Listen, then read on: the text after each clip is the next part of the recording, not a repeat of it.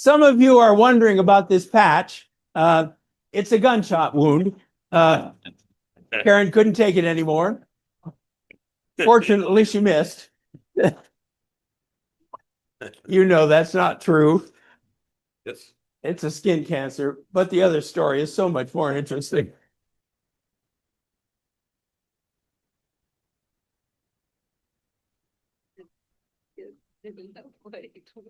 We're looking at chapter 34. A couple of seats there, some over here in the sun.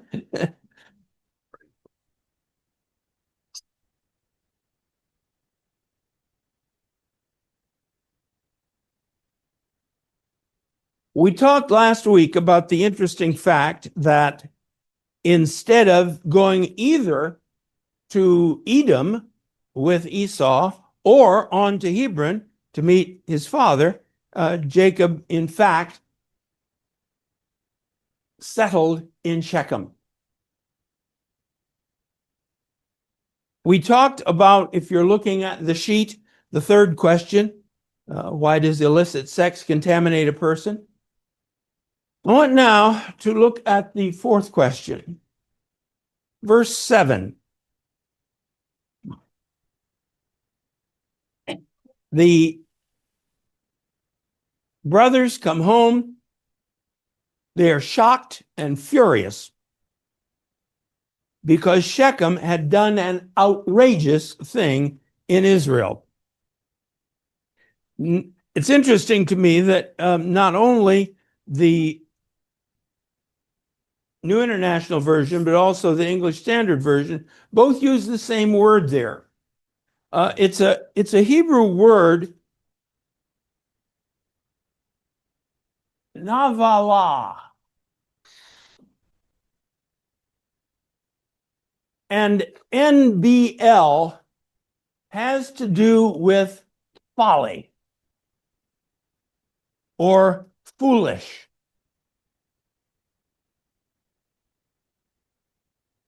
Some of you will remember the story of Nabal and Abigail. Nabal was a rich landowner, and David was doing a little protection racket on him, asking for money in return for protecting his animals. And Nabal was not going to have anything to do with it. And his wife, whose name is Abigail, my father is a redeemer, realizes this is not good news. And she goes and pacifies David. And Nabal, when he hears the word, dies of a heart attack. So NBL sounds like the fool. So outrageous is not a bad translation of this. But why was this such a terrible thing? Why was this such a foolish thing for the Canaanites to have done? What do you think about that?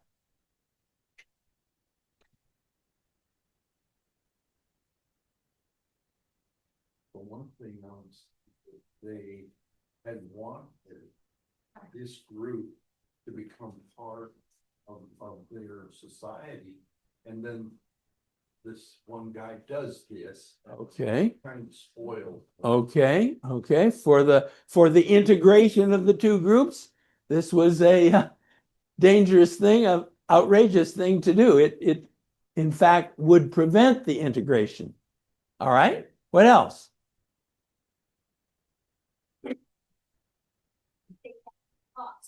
All right. They did not count the cost. Shechem was simply overcome by desire, and he did it. That's outrageous. They was thinking about what they were being asked, should have questioned how that would leave them vulnerable. And Yeah. They obviously underestimated Jacob's sons.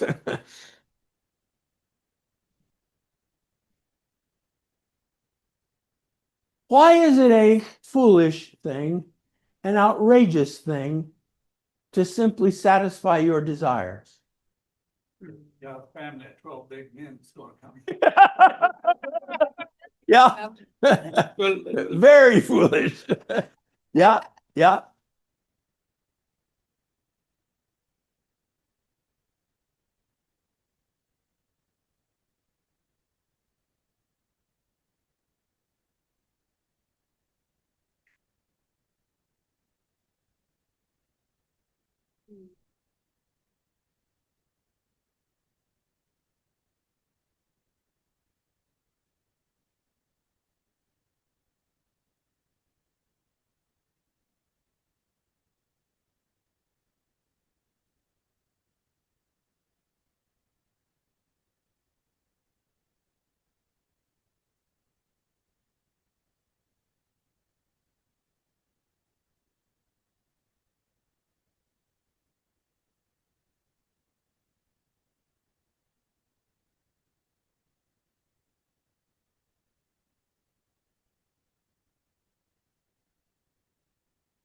That's outrageous. That's folly. That's to live in ways that ultimately destroy. But there it is. That's the culture in which we live today.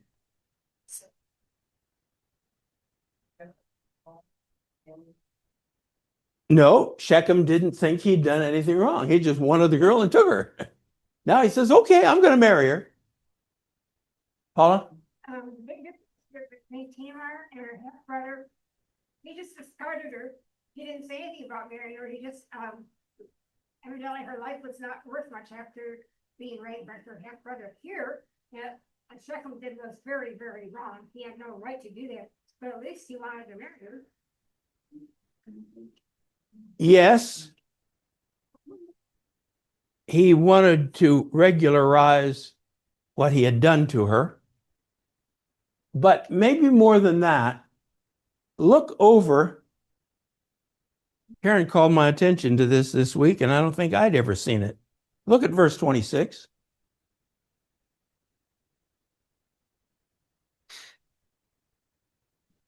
Where is Dinah?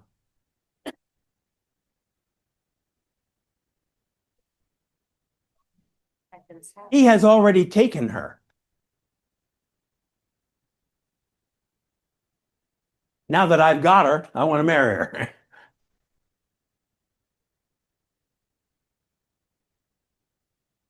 But there it is. Someone has done a book tracing the decline of Christianity in Europe. And his conclusion is the religion of Christ has been replaced by the religion of desire. Mm-hmm. Well, if that's true in Europe, it's true in spades here in our country.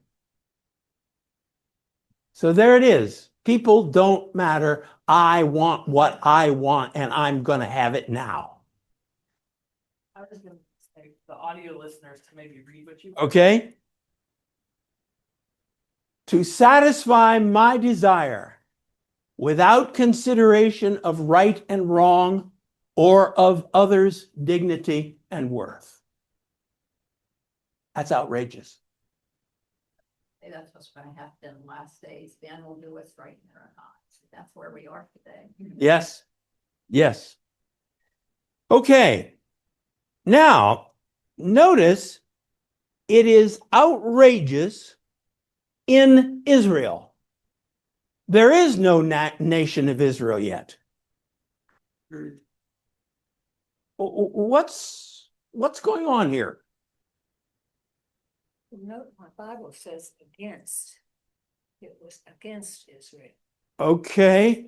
The Hebrew preposition can be read either way, in or upon.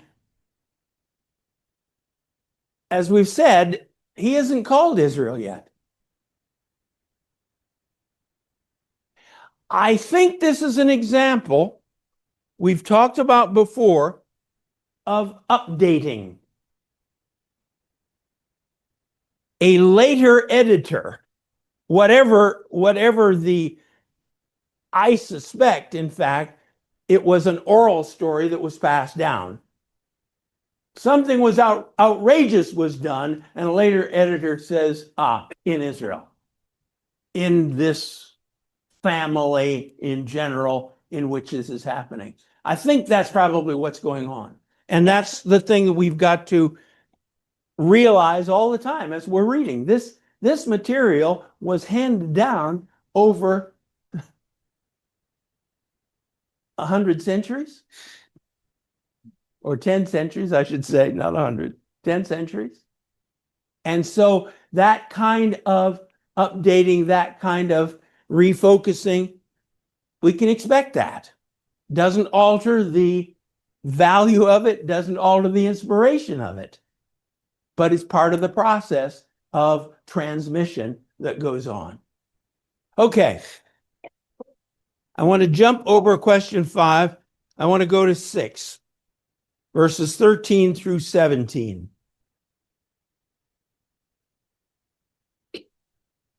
Who acts now? And who doesn't act? The brothers act and Jacob was not. Exactly. Exactly. What do you make of that? They grew up. They grew up, yeah. Tacit approval. All right, tacit approval. He doesn't stop them. What has happened? Abdicated his leadership. He has abdicated his leadership. Why?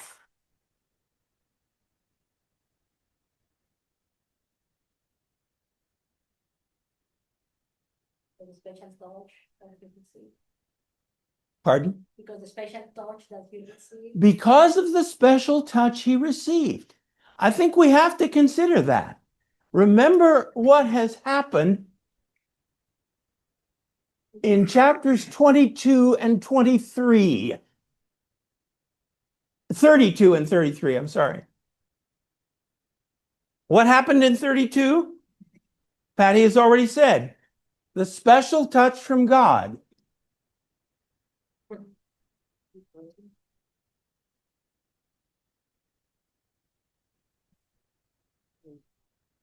"33 then is the experience with Esau. And here we have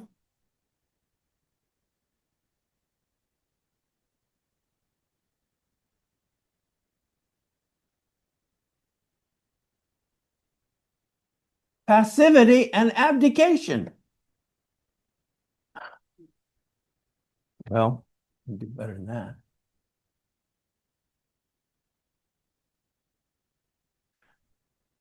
Could these, whether they're good or bad or whatever, could these be a response to this? We don't have anything else between them.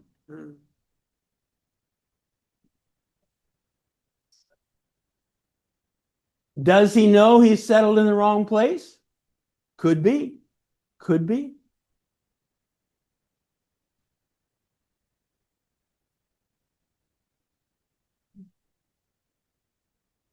I shouldn't be here. Or he wants to give her marrying. He wants to let her marry him?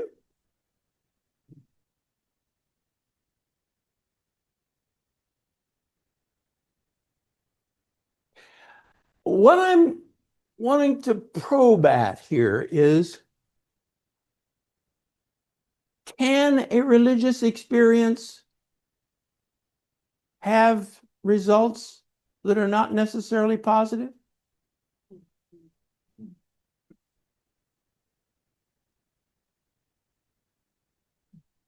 There's nothing mentioned in here about him going to God and asking God to give direction. So sometimes it's very easy to let somebody else take care of your problems simply by not saying to the boys, know, or just by passivity of. Yeah, yeah, yeah.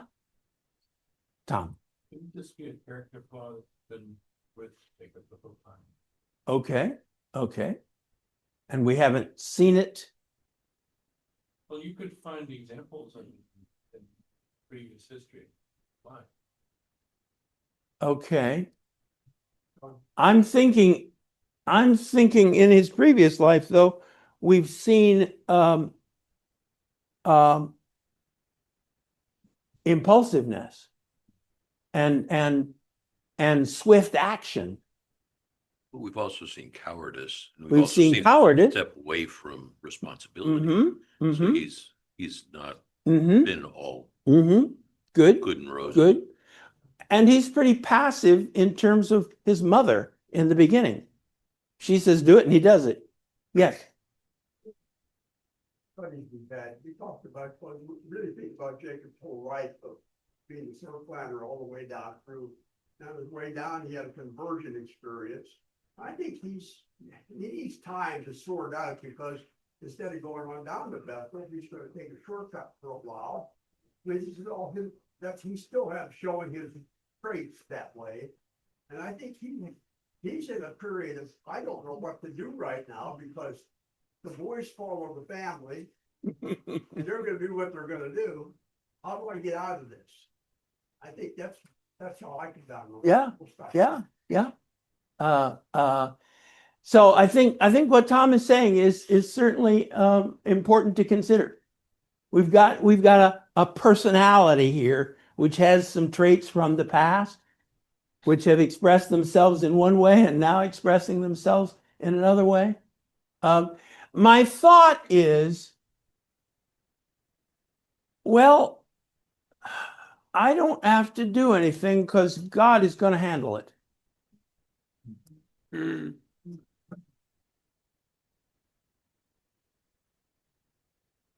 Is that negative or positive in your opinion? I'm thinking, Both. Depending on the situation. I think it turned out negatively here, but it is not necessarily a negative trait. Jacob's perspective, what is the risk reward? I mean, if he does nothing and they marry into the family, is that a power play? The gain in power by being associated with family? All right. That jumps to a next question, and let's look at it.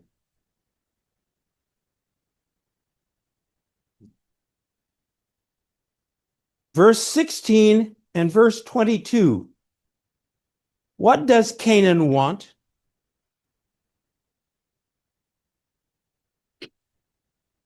I'm sorry. Protect your daughters. Look at the very last phrase.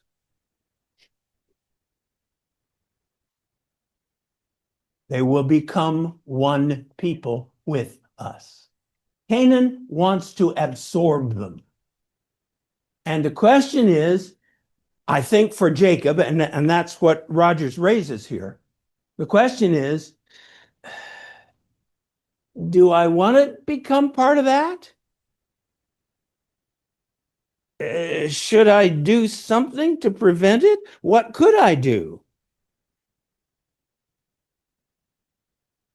Whatever else, he has become much less impulsive. It's the sons who have taken over that role now. Boom, we know what we're going to do and we're going to do it. Good idea? Don't care, going to do it.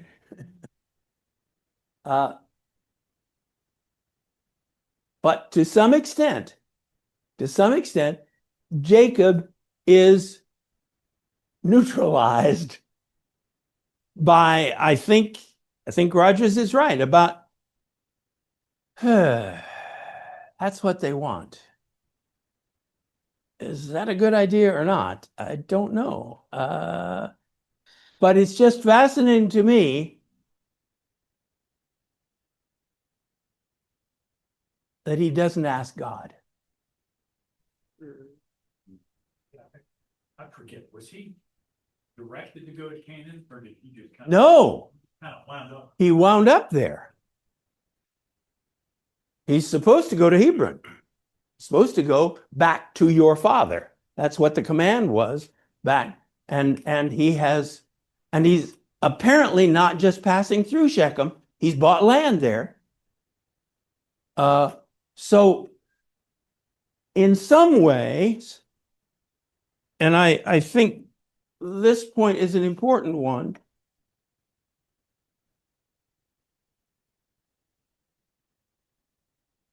In some ways, that has messed up everything. Is it possible that read verse 30 talk about how you may be obnoxious to the Canaanites? Yeah, you are ahead. Hang on with that one. I want to go there. He wants, the reason he's quiet is because he knows his sons have screwed it up here. And he's trying to compromise is what he knows to be right with what he knows that he wants. And Yeah. he sees the land, he sees the livestock. He's like, okay, these people have it going on and I can be a part of this. And my sons have screwed this up here for me. Yeah. Yeah, I think you've got indications of mixed thinking, mixed motives, all in this, and it has rendered him stunned. He can't do anything. I was really agreeing with Karen because of what I had felt too. When we have had a touch from the Lord, then when we do something that is not obedience, we know it. Yes, And I really believe that was his issue right there. I He think, realizes he has not done what God told him to do. And he's finally learned that disobedience and maneuvering hasn't gotten him where he wanted to be. And he just decides I can't fix this. and I'm helpless. Yes. I think you're right. Oftentimes when I'm preaching and call people to full surrender, I often say, if you do this, expect that within 24 hours, God will ask you to do something. And you have a choice. If you do it, you'll go forward. If you don't do it, you'll be stuck. So I think you're right. Yes, Matt. I was thinking where does Jacob know he's wrong and so on, and what is it so bad for them to come together with this other nation? From when God spoke to Abraham that he said, stay away from the people. So, and the 12 commandments, 10 commandments, I've known that since I was about 6, but all of that says this is your God, not other people who don't get involved with. Yes. This whole chapter is about what happens when you settle in Canaan. Yes. Jacob actually has changed. Okay. Jacob and his son. And then it says, Jacob and his sons replied deceitfully. They drew them together. Okay. That's Jacob knows that he's outnumbered, and so he's not going to act unless he has sons. So really, maybe is it passivity or is it just that cunning aspect? I think it could be. Your observation is an important one, though, that it is, he can't avoid his implication in what is happening. So yeah, I think the whole issue of when does the name change really take effect is a very important one. And we're here. Can I have God and Canaan? And we're seeing no. That's not going to work. So yeah, good, good. All right. As I say in so many cases, we don't have clear answers, but the Bible is inviting us. Look at it. Think about it. What are the options here? What are the possibilities? And that's what we're seeing here. Good, good. So let's think about circumcision. What was circumcision designed as back in Genesis 17, as far as God is concerned? Covenant. It's covenant between God and the people. What else? Set them apart. Set them apart.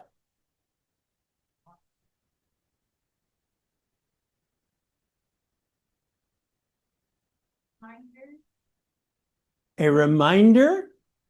Yes. Reminder of covenant. Reminder that they're set apart.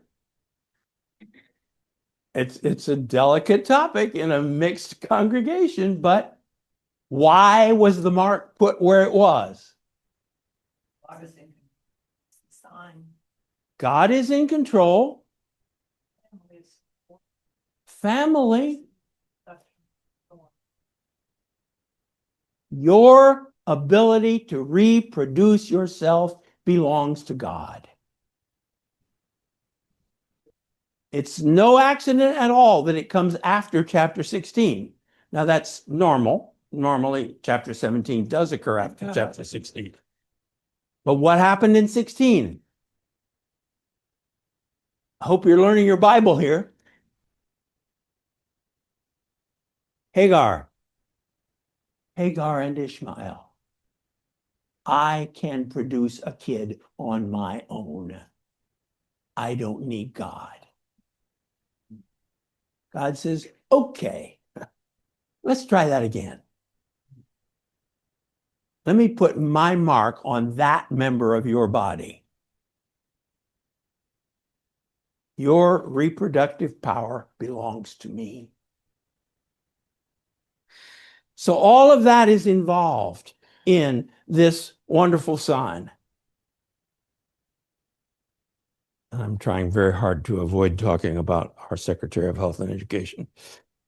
How is it used here?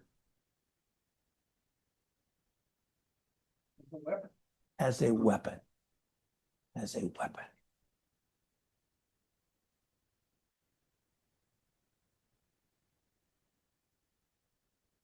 How interesting that we sometimes do that. We use our Christian character simply to set ourselves apart from other people. Yes, ma'am. Told, check them all up, that they had to be circumcised, but they didn't talk about covenant. It was just, you can be a part of us, you know, if you was about. Well, basically, if you're going to have sex with our sister, you got to be circumcised. He's already done it, for pity's sake. Yes, yes. They were not interested in leading the Canaanites to Christ, if I can put it in those terms. They were not interested in converting the Canaanites. They were simply interested in killing them. Yes. I was thinking about that this is an outward evidence of an inward work. Yes. Yes. And of course, baptism, people could go under the water and not really have made a change. Yes. And then I was thinking about the covenant of marriage, how many people say the words without really having committed their inward. Exactly. This is sexist, but I think for many young women, they're enamored with wedding and not marriage. The men are enamored with getting her. And again, not marriage. So yes, thank you, Susan. Very much to the point. What are these symbols about? And what are they meant to convey? Okay. As we've said, I think this is so significant. Canaan wants us.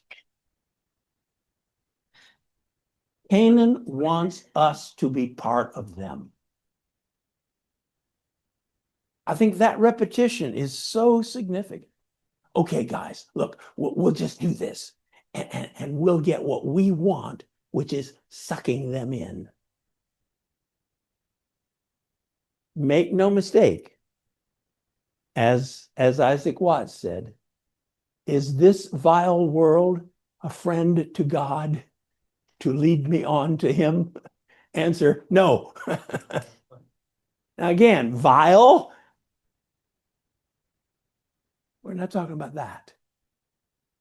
We're talking about the attitude that if I get all the pleasure I want, all the stuff I want, and all the pride and position I want, I'll have made it. That's the world. And that's what wants to suck us in. Aspect here, for Jacob wanting to belong somewhere, Yeah. Yeah. and he's singing, yeah, okay, they're not the right nicest people, but at least they want to belong. And they're rich. And they're powerful. I don't want to be a poor nobody. Oh, yeah.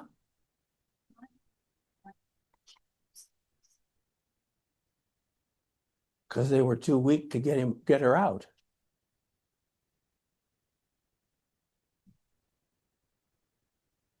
Is there any significance to the fact that we never hear from Dinah in this whole story? I'm afraid so. I'm afraid so. She's just a counter. She's just a marker. Why does the Bible mention only Levi and Simeon as the two? I do not know the answer. It would be interesting if it were only Levi. That would relate to the tribe of Levi later on. But Simeon is pretty much a nobody as far in the list of sons. So I do not know the answer. Do not know.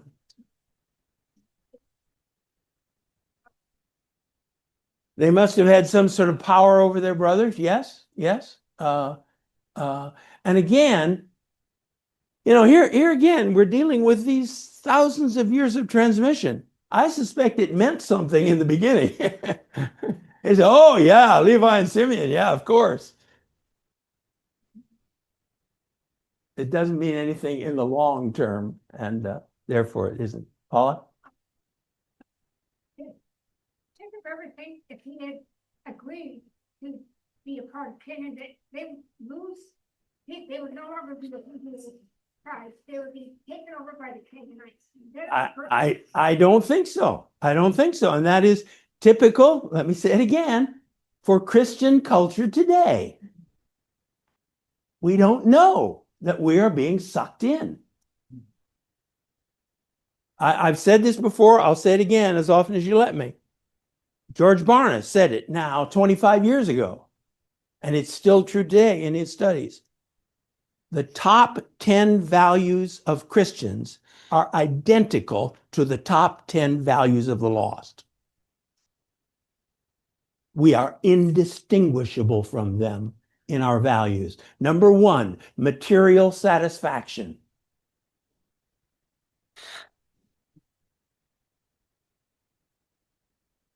That's sad. It's sad, absolutely. But, and again, this is a question I'm going to come to, I hope.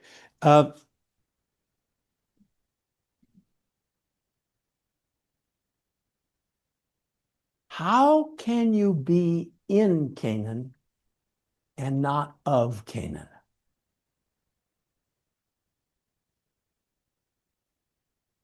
because that's what Jesus says.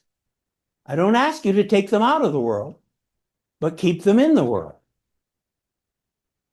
So, what's the answer? Shall we all become Amish?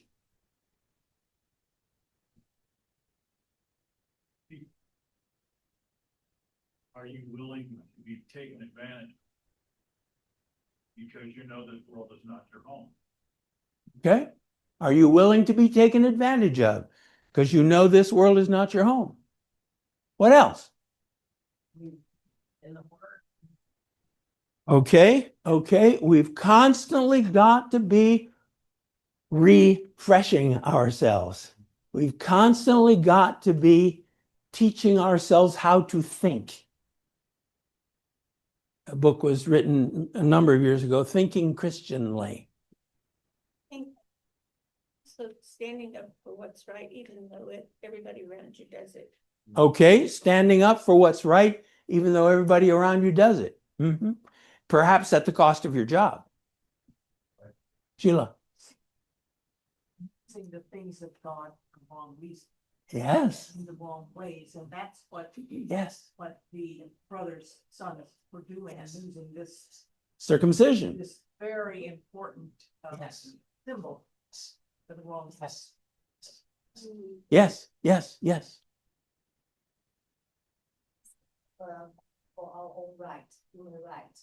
At times we need to be able to be willing to justice, and even to suffer injustice in order to let them go to justice. Yes. In order to not defend our rights, our justice, sometimes we need to surrender those rights, surrender that justice for the sake of Christ. Yes.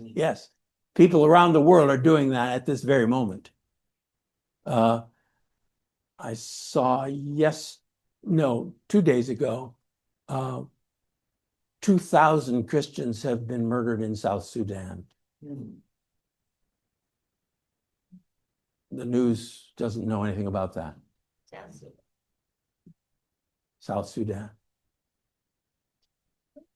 Talking about being taken advantage of, I don't know that people always realize that they're being taken advantage of, that they're being fooled. I just think sometimes we are oblivious. It takes a great deal of strength and seeing things as they are to always know. Yeah. Be alert. Yeah. You have brought forth in your teaching of Numbers on the light and darkness. It really becomes an issue of walking, as Paul said, to walk as children of the light. Because if we tamper and touch and want to experience some of the darkness, we are walking in darkness. Yeah. One of the key things that we're all saying and not all saying out loud, but is to be aware of the danger.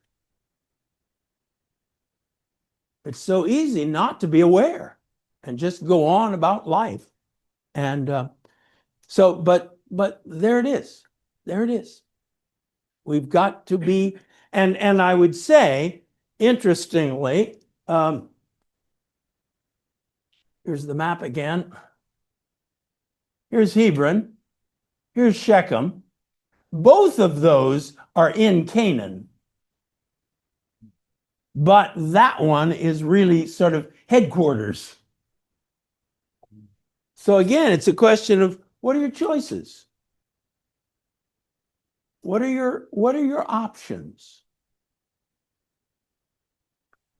Do you choose to live in the center of it? Do you choose to live on the outskirts?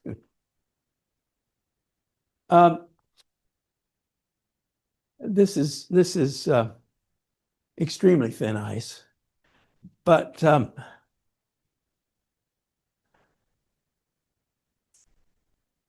I think when we choose to live beyond our means, we're living in Canaan.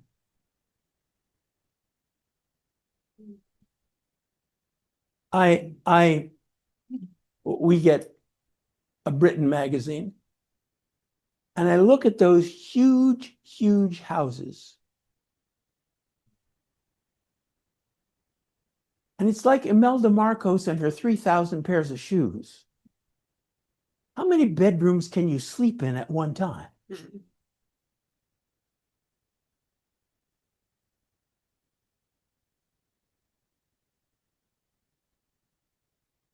How big a house does a couple need? Pretty quiet in here. Like you've often said, we fight the devil in second round. The lust of the flesh, the lust of the eye, and the pride of life. We fight. That's what the devil uses against us. And if we yield in one spot, he's gonna hit us one. But simply to choose to live beneath our means is an important sign of who we are and who we belong to. Peter had a friend living out on Harvard Road. They did not own a house. They always rented. He worked for IBM, but they rented so they could give. And they gave, and they gave, and they gave. It's, I don't know whether the statistic has changed recently or not. 5 years ago, 8% of Americans tithed. 8%. 54% of us call ourselves Christians. Well, call ourselves churchgoers. I think it's still true that about 80% of us call ourselves Christians. But again, whose money is it?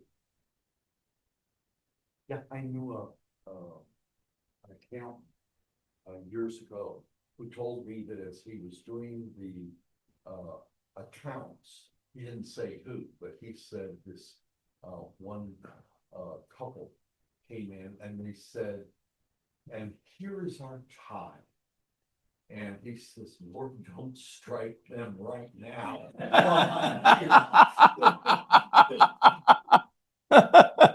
Not in my office.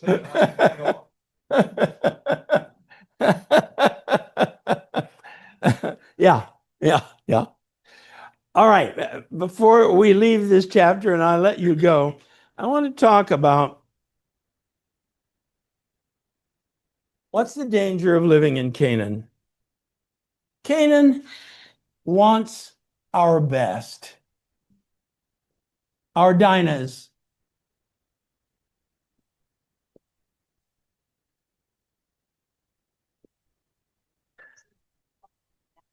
But ultimately, it wants all.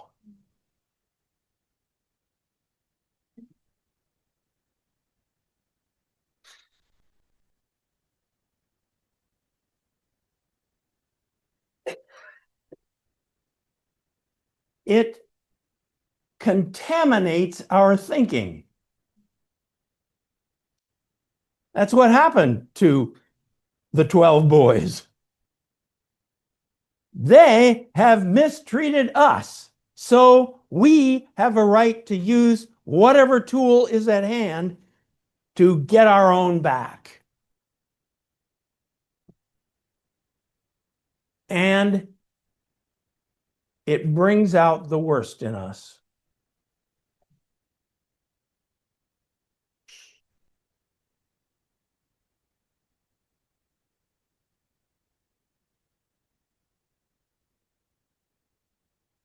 That's what Canaan does to us.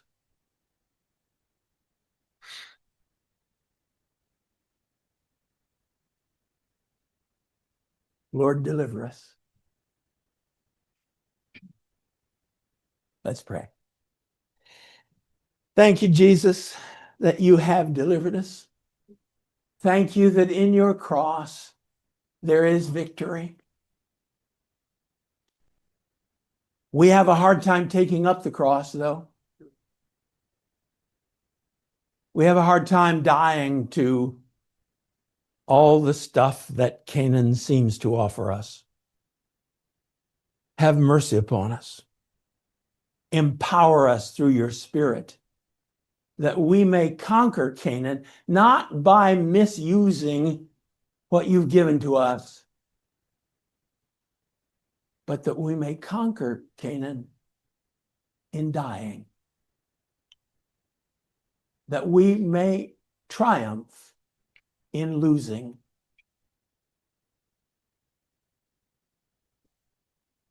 Help us, Lord. Help us to be among the blessed, who are poor, who mourn, who choose to be beautiful on the inside, who would rather lose than win. Oh Lord, what you call us to is indeed countercultural. Help us to live there by the power of the Spirit with joy. In your name, amen. Okay. We will stagger on to chapter 35 next week.